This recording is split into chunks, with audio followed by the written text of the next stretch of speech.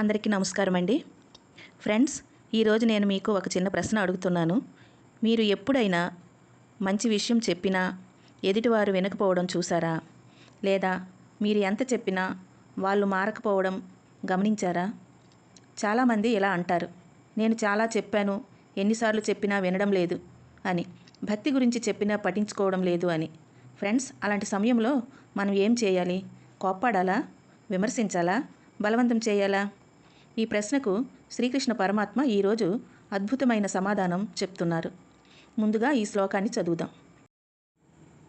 నా బుద్ధిభేదం జనయేద జ్ఞానం కర్మ సంగినాం జోషయేత్ సర్వ కర్మాణి విద్యాన్యుక్తః సమాచరన్.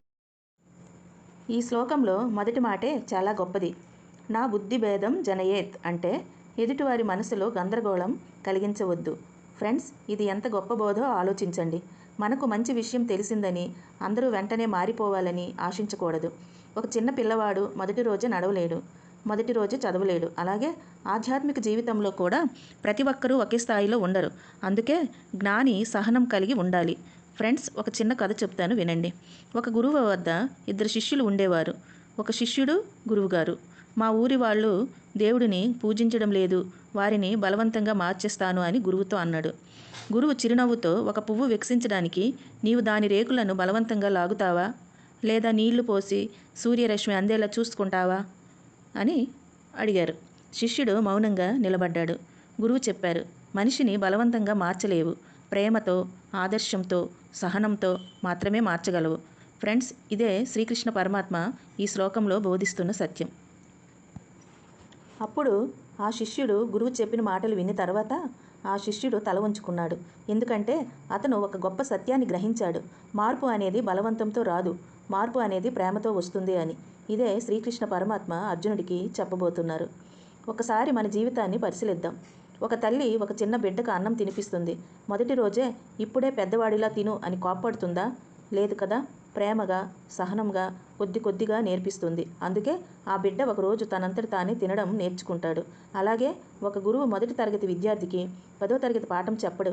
ముందు అక్షరాలు నేర్పిస్తాడు, తర్వాత పదాలు, ఆ తర్వాత వాక్యాలు, చివరి జ్ఞానం.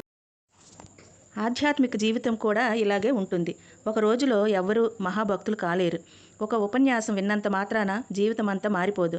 అందుకే శ్రీకృష్ణ పరమాత్ముడు అజ్ఞానుల బుద్ధిని కలవరపెట్టవద్దు అని అన్నారు. దీని అర్థం వారిని తప్పు పట్టవద్దు అని, వారిని అవమానించవద్దు అని, వారి విశ్వాసాన్ని ఎగతాళి చేయవద్దు అని. వారికి అర్థమయ్యే స్థాయి నుంచి నెమ్మదిగా ధర్మ మార్గంలో నడిపించాలి. ఇక్కడ ఒక ముఖ్యమైన విషయం గుర్తుంచుకోండి. భగవంతుడు కూడా ఎవరిని బలవంతంగా మార్చడు. శ్రీకృష్ణ పరమాత్మ అర్జునుడికి గీతను బోధించిన తర్వాత చివరిలో ఏమన్నారు? యథేచ్ఛసి తథా కురు. ఇప్పుడు నీకు ఎలా అనిపిస్తే అలా చేయి అని చెప్పారు. చూడండి ఫ్రెండ్స్, సాక్షాత్తు పరమాత్మ కూడా ఆజ్ఞాపించలేదు, ఆలోచించే అవకాశం ఇచ్చారు. అదే దైవ స్వభావం. మనం కూడా అదే నేర్చుకోవాలి. మన ఇంట్లో మన పిల్లలకు, మన కుటుంబ సభ్యులకు భక్తిని బలవంతంగా రుద్దకూడదు. ముందు మనమే భక్తితో జీవించాలి. వారు చూసి ఇలా జీవిస్తే మనసుకు శాంతి వస్తుంది అని అనుకునేలా ఉండాలి. అదే నిజమైన బోధ. ఒక దీపం మరొక దీపాన్ని వెలిగించడానికి మాటలు చెప్పదు, తానే వెలుగుతూ మరొక దీపాన్ని వెలిగిస్తుంది. మన జీవితం కూడా అలాంటి దీపంలా ఉండాలి. మన మాటల కంటే మన ప్రవర్తన ఇతరులకి భగవంతుని పరిచయం చేయాలి. ఇప్పుడు మీకు ఒక ప్రశ్న ఫ్రెండ్స్, మీ ఇంట్లో ఉన్నవారు మీ భక్తిని చూసి భగవంతుని వైపు ఆకర్షితులవుతున్నారా? లేక మీ కోపం వల్ల, మీ ప్రవర్తన వల్ల భక్తికి దూరం అవుతున్నారా? ఈ ప్రశ్నకు నిజాయితీగా సమాధానం చెప్పుకోండి.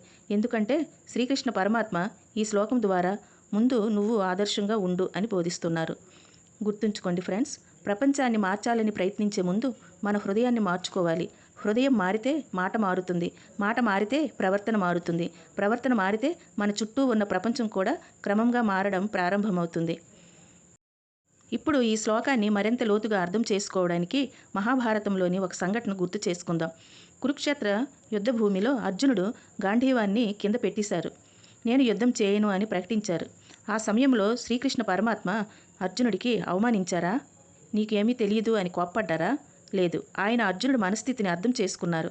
మొదట అతని బాధను విన్నారు, తర్వాత నెమ్మదిగా ఒక్కో సందేహాన్ని సమాధానం చెప్పారు.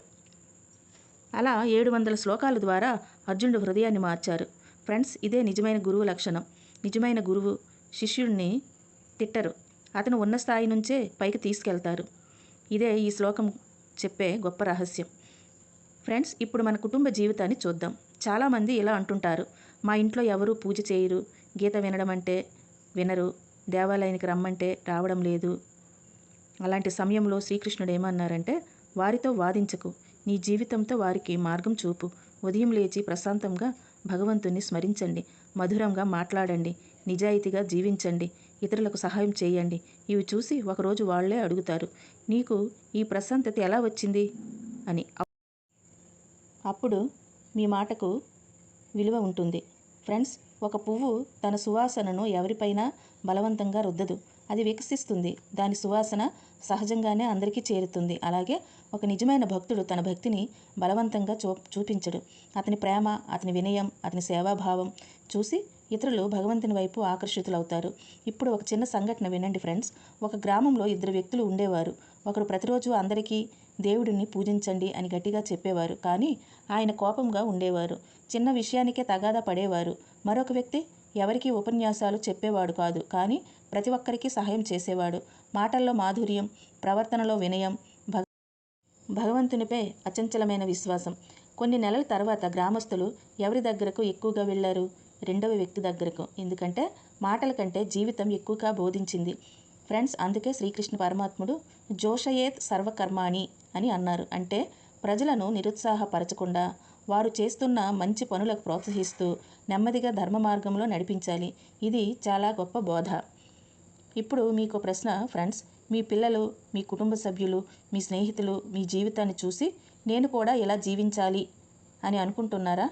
అలా అయితే మీరు ఈ శ్లోకాన్ని ఆచరిస్తున్నారు.